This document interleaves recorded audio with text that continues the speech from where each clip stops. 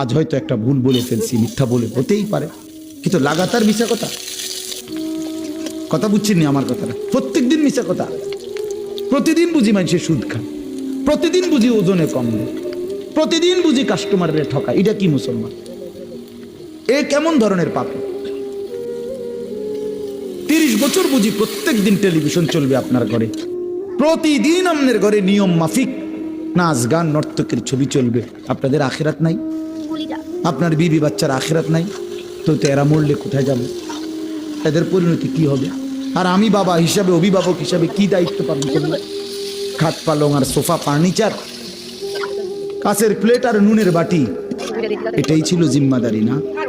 একজন মুসলমানের দায়িত্ব তার স্ত্রী সন্তানের জন্য এই শুধু খাট পালং আর সোফা ফার্নিচার ব্যবস্থা করা, এই তো না? বলেন না বাবা, বলেন তো কি দায়িত্ব ছিল? কোরআন শরীফ